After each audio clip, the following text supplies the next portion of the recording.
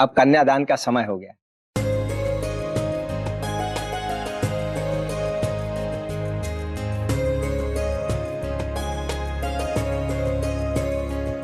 बताइए ना पंडित जी, क्या क्या करना होगा मुझे?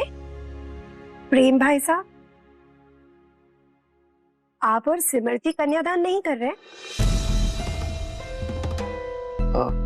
जी वो दरअसल सरोज जी बात यह है कि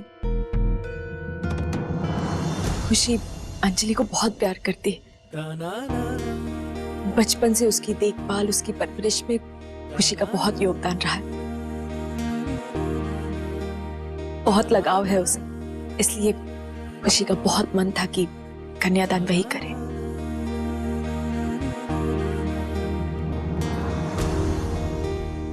अब पहले अपने पति को बुलाइए। संकल्प। संकल्प।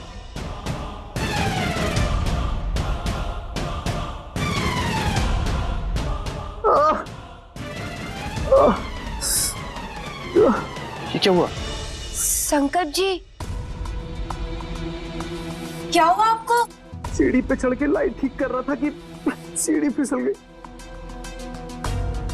डॉक्टर के पास गया तो डॉक्टर ने बोला कि हाथ फ्रैक्चर हो गया। क्या कोई बात, आराम से आप आइए, हमें वो कन्यादान भी तो करना है ना, आइए। खुशी मैं नहीं कर पाऊंगा, मैं बिल्कुल नहीं कर पाऊंगा। डॉक्टर मुझे कंप्लीट बेड रेस्ट के लिए बोला है। हे माता रानी, संकल्प बेटा अब क्या होगा? एक मिनट संकल्प जी, आप तो अच्छे से जानते हैं मेरी प्यारी सी डॉल तो ये चाहती है कि उसका कन्यादान मैं करूं। अरे तो कोई बात नहीं यार, सिमर भाभी और प्रेम भैया कर लेंगे, क्या फर्क पड़ता है। आओ राजू चलते हैं। माता जी आप संभाल लेना। हाँ, मेरे पास एक तरकीब है जिससे अंजलि का कन्यादान सिमर और प्रेम के हाथों हो सके। राजू चलो। ये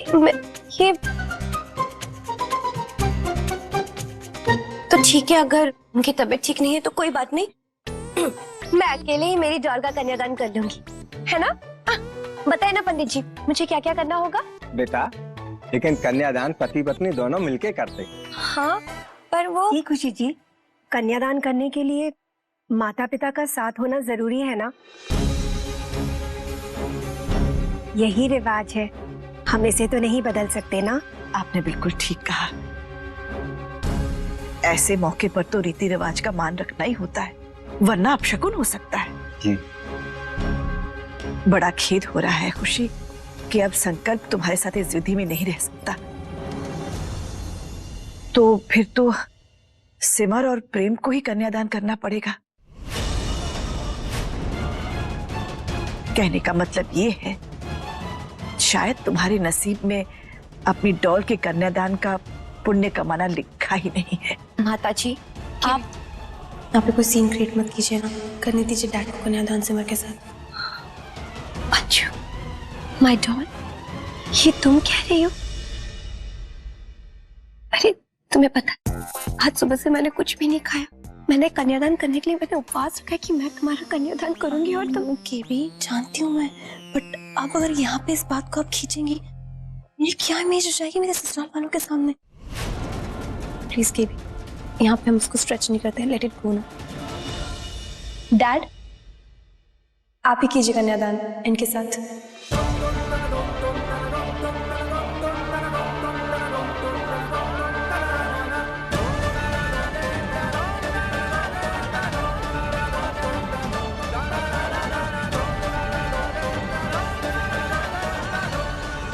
आई।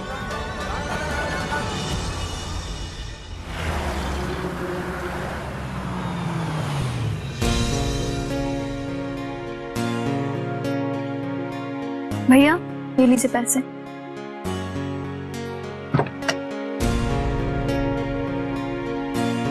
थैंक यू भैया।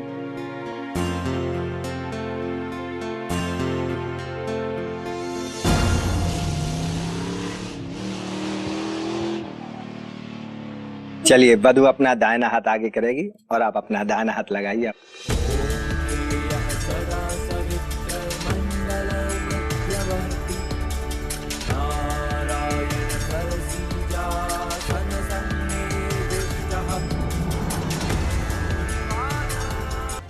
जिसका जो हक है वो आखिर उसको मिल ही गया। तुम चाहे जितनी कोशिश कर लो खुशी, मैं भी तुम्हारी माता जी हूँ।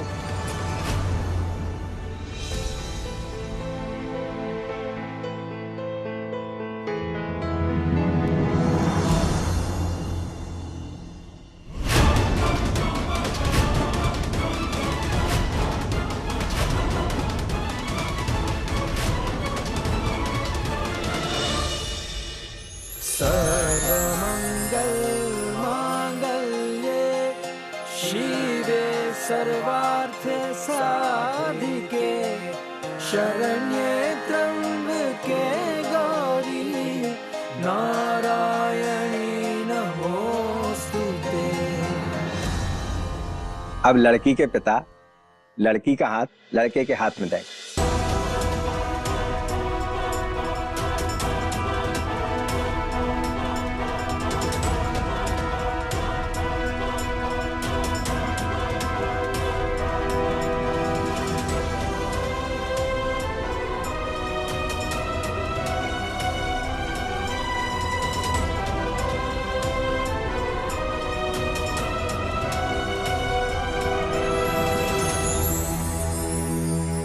तुम कहीं नहीं जा रही, चलो मेरे साथ। मैंने कहा ना मुझे नहीं जाना।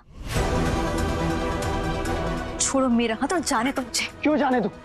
अरे जिन लड़कों ने तुम्हारे साथ इतनी घिनौनी हरकत की, मुझे बिना सजा दिलवाए तुम जाना चाहती हो? हर लड़की तुम्हारी तरह ऐसे लड़कों को छोड़ देती है, इसीलिए उनकी हिम्मत होती है ऐसा घिनौना काम करने की। वैदेही, हम तुम्हारे गुनहगारों को पकड़ने के बहुत करीब हैं। तुम इंसाफ चाहती थी ना, तो अब इंसाफ को पीठ दिखाकर क्यों भाग रही हो? नहीं चाहिए मुझे इंसाफ।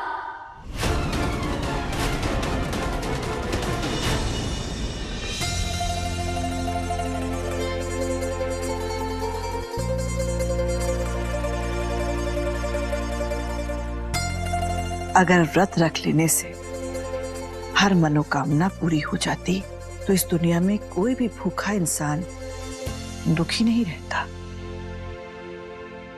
सुना है कलयुग में अपने कर्मों का फल पृथ्वी लोक में ही मिल जाता है,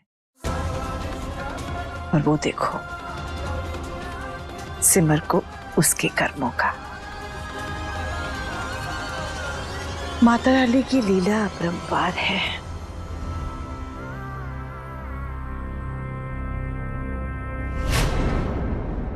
वो लड़के पकड़े जाएं या नहीं पकड़े जाएं, इससे मुझे कोई लेना देना नहीं है। मेरी जिंदगी तो बर्बाद हो गई ना। ये सब करके मुझे क्या मिलेगा? मेरी जिंदगी मुझे वापस मिलेगी?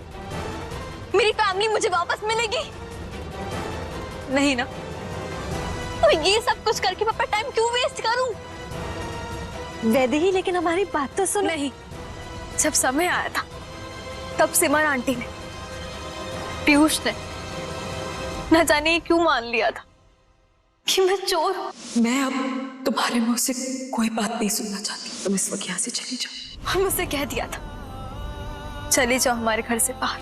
ऐसा नहीं है वैदेही, माँ जानती है कि तुम सच्ची हो। मैं जानता हूं कि तुमने कुछ नहीं किया, हमें तुम पर पूरा भरोसा है। लेकिन उस वक्त हालात कुछ ऐसे थे कि और कोई चारा ही नहीं था।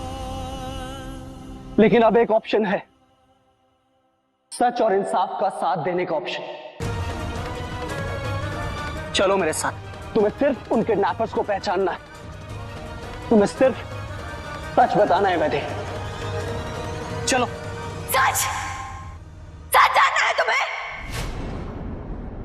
जिस इंसान ने मेरी जिंदगी बर्बाद की, उसका नाम सुनने की हिम्मत नहीं है, ना तुम में, ना सिमर आंटी में, और ना तुम्हारी फैमिली में। क्या ये क्या कह रही हो तुम? कौन है वो इंसान? बोलो वैदेही, बोलो वैदेही, कौन है वो इंसान?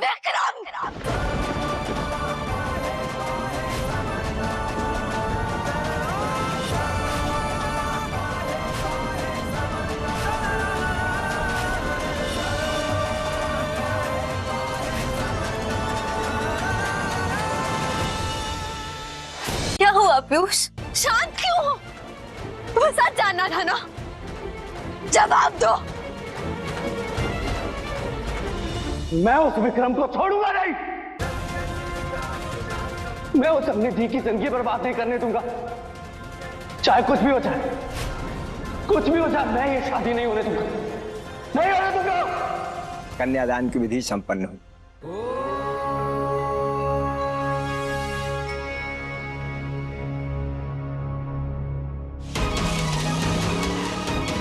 माँ को फोन करो राशि, जल्दी।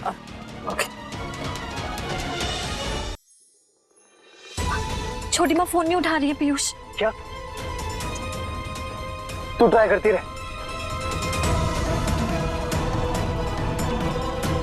I can't believe that. पहले ही तुम जानती थी कि विक्रम कितना घटिया इंसान है, के बावजूद तुमने हमें या माँ को बताने की जरूरत नहीं समझी।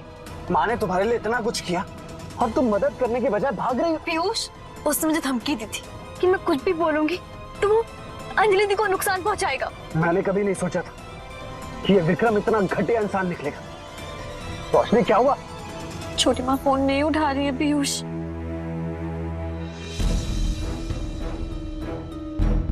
पीयूष कहाँ चला गया? अमर, पीयूष। उसे इतनी समझ भी नहीं है कि उसकी बहन की शादी है, और अब कहती थी बड़ा समझदार है वो जरूर किसी काम में फंस गया होगा। मैं उसे फोन करके आती हूँ।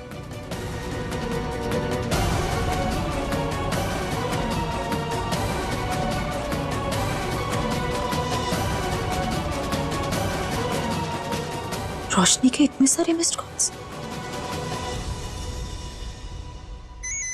पीयूष, छोटी माँ। हेलो, हेलो माँ। पीयूष, तू रोशनी के साथ? तुम दोनों कहाँ हो? और तुझे मैं कितनी देर से ढूंढ रही हूँ, तुझे कुछ पता है? अरे, बहन की शादी से इस तरह से कोई गायब होता है क्या पीयूष? चलिए अब गठबंधन की विधि कीजिए। अब पंडित जी, वो क्या है ना कि जो लड़की की माँ है वो फोन पे जरा बिजी है। तो वैसे माता जी, गठबंधन तो मैं कर ही सकती हूँ ना, है ना? इतना तो हक बनता ही है तुम्हारा। Thank you. माँ, वो सब बातें छोड़िए। हेलो, मुझे नहीं लगता उन्होंने कुछ भी सुना होगा। तुम एक काम करो, उन्हें मैसेज भेज दो, ये शादी नहीं होनी चाहिए। ओके।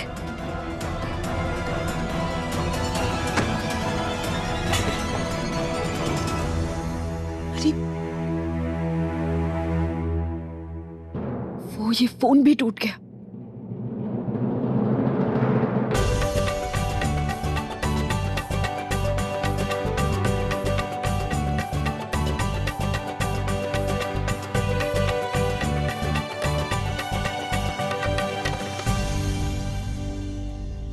चलिए अब आप दोनों फेरों के लिए खड़े हो जाइए।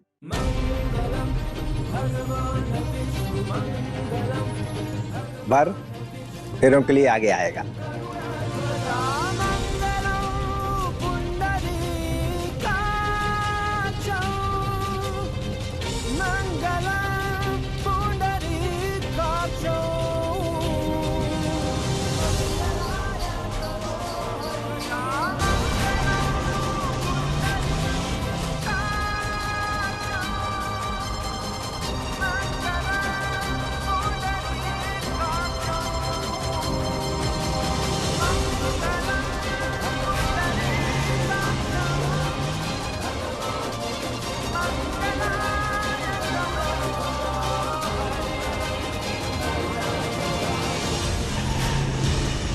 क्या हुआ रोशनी, रिप्लाई आया क्या? छोटी माँ ने तो मैसेज भी नहीं पढ़ा है। एक काम करती हूँ, मैं उन्हें कॉल करती हूँ।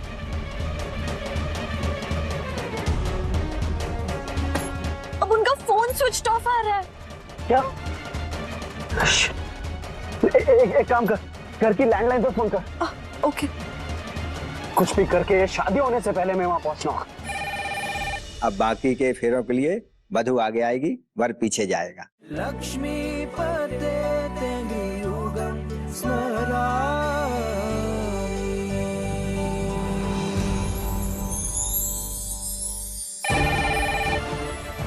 कोई फोन नहीं उठा रहा है पीयूष। तुम गॉड, तू ट्राई करती रह, कोई ना कोई फोन तो उठाएगा।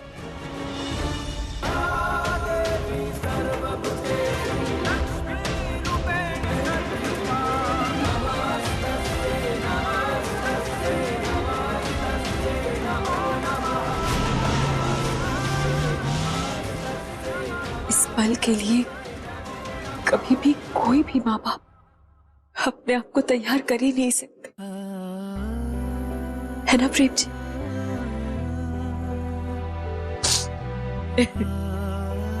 पहले जब आपने अंजलि की शादी की बात की थी तो मैं बहुत घबरा गई थी, मुझे लगा था आप बिल्कुल गलत कर रहे हैं। लेकिन आज इसे इतना खुश देखकर मुझे ये यकीन हो गया है कि आप बिल्कुल सही हैं।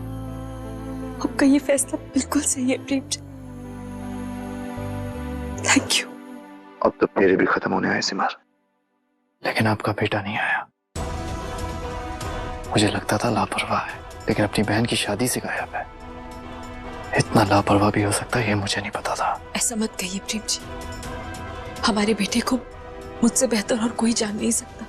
वो ऐसा नहीं है, जरूर किसी काम में फंस गया होगा, कोई ना कोई बात तो जरूर होगी, वरना ऐसा कभी नहीं करता। मैं दोबारा देख के आती हूँ।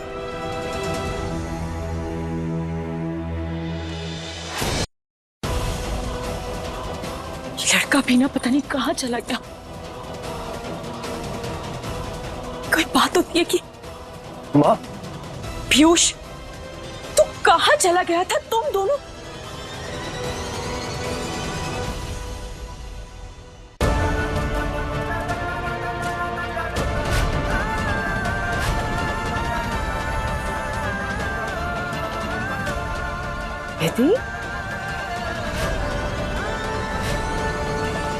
फेरों की विधि संपन्न हुई। अब आप दोनों बैठ जाइए। मंगलसूत्र पहनाने से पहले अब वर को वधू को वचन देना होगा कि हर आर्थिक सामाजिक परिस्थिति में आप इनका साथ देंगे। मैं वचन देता हूँ कि हर परिस्थिति में मैं इसका साथ दूं। एक वचन और दीजिए कि आप इनसे कभी भी झूठ नहीं बोलेंगे, हमेशा सच कहेंगे और कभी भी कोई चीज छिपाएंगे नहीं। मैं वचन देता हूँ कि मैं इससे कभी झूठ नहीं बोलूंगा, कभी सच नहीं छिपाऊंगा।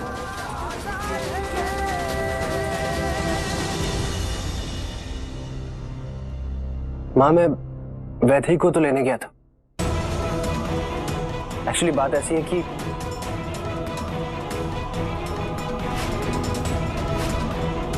आप वैदेही सक्सेना नाम की किसी लड़की को जानते हैं? मैं किसी वैदेही को नहीं जानता। अरे जिन लड़कों ने तुम्हारे साथ इतनी घिनौनी हरकत की, मुझे बिना सजा दिलवाए, तुम जाना चाहती हो?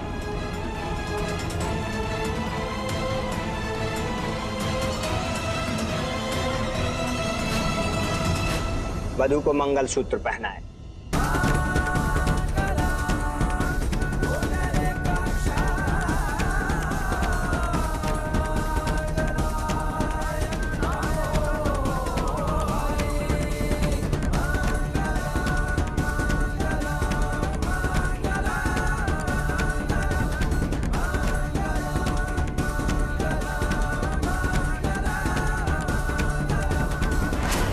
आगे तुम बताओ वैदेही।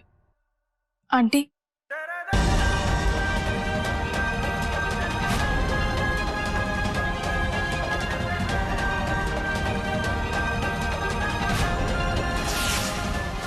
फेंक दो इसे बाहर। अगर अंजलि को बताने की कोशिश की तो उस बेचारी अंजलि के साथ मैं क्या करूं? इसका अंदाजा तुम्हें है। तुम्हारी भलाई इसी में है कि तुम अपनी जबान बंद ही रखो। मैं अपने बेटे की गलती की माफी तुमसे मांगता हूँ।